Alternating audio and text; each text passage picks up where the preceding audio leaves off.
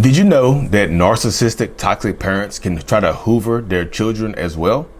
Well, if you're new here, my name is Lee Hammock. I'm a diagnosed narcissist, and welcome to another episode of A Narcissist Explains. In today's episode, 5 minutes or less, a short edition, y'all, we're going to be talking about the narcissistic parent hoover, how they try to suck their kids back into their life after abusing them for their lives. Stay tuned, like, and subscribe.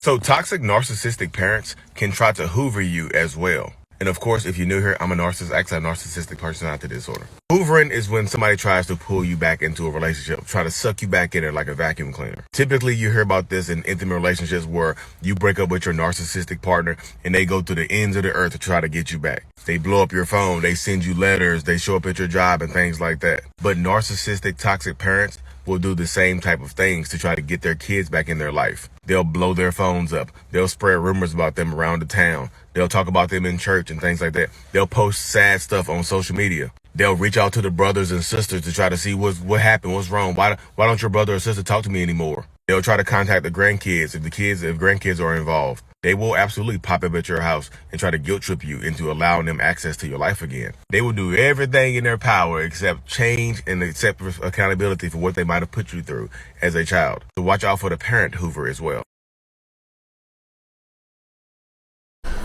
So welcome back. Toxic parents can hoover as well. That's the title of the little short video, y'all. So this happens more times than you expect, y'all, because a lot of people, especially in this generation, especially nowadays, a lot of people, not a ton of them, but a lot of people are choosing to cut off their toxic parents, their toxic enabling parents, their horrible behavioral, abusive ass parents.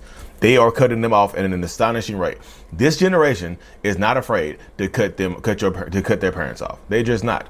You know what I mean? And a lot of parents will try to make you feel guilty and stuff like that about cutting them off. And a lot of friends and family, you only get one mom, you only get one dad.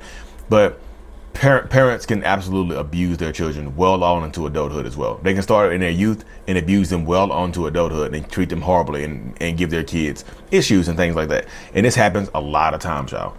So toxic parents who are still trying to fight shame want to try to keep their kids in their lives, just for the simple fact that a lot of times that they feel like their kids owe them something. You owe me your life. So one way that they'll try to hoover you is by guilt tripping you. They will guilt trip their kids into talking to them, and they will project their guilt onto other family members to try to get their kids to reach out to them if they cut them off.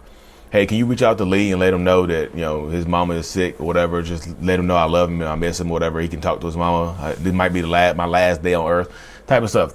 They'll hoover you through guilt, and they pass their guilt on to other people. Try to pass their guilt onto the grandkids and things like that. Toxic parents will try to suck. They'll pop up like toxic parents feel like you owe them your life, like you are indebted to them. Your birth is pretty much you signing a loan. Like your life is a loan to your toxic parents, pretty much.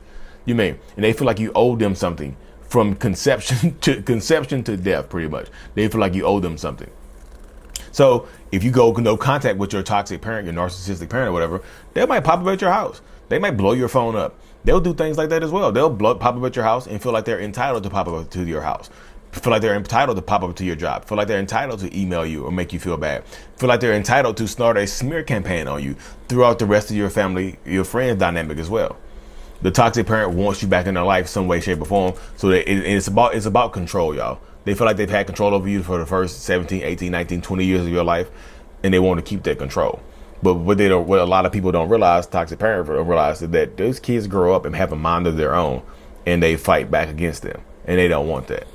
So be very careful about toxic parents trying to hoover back into your life. Like I said, I'm not telling you to cut your parent off. Y'all know I get a lot of agitated toxic parents that come up to myself and just like, this is a horrible video. You're encouraging family alienation, blah, blah, blah. You know, no, I'm not. I'm encouraging parents and older family members to take accountability for maybe how your kids view how you raise them, the abuse, the mental, verbal, physical abuse. You know what I mean? And a lot of people will tell you your kids don't owe you anything. So watch out for the parental hoover, y'all. Toxic parents will absolutely try to hoover back into your life, try to ruin your life, and try to make you feel like you owe them grandkids. They'll just pressure you, y'all. So watch out for the toxic parent hoover. Stay tuned for more. Check out my journal on Amazon, the Self-Love Journal, Lee Hammock Self-Love on Amazon. Thank you for tuning in. Like and subscribe. Mental Illness is out. Peace. 5 minutes or less. Woo, beat it.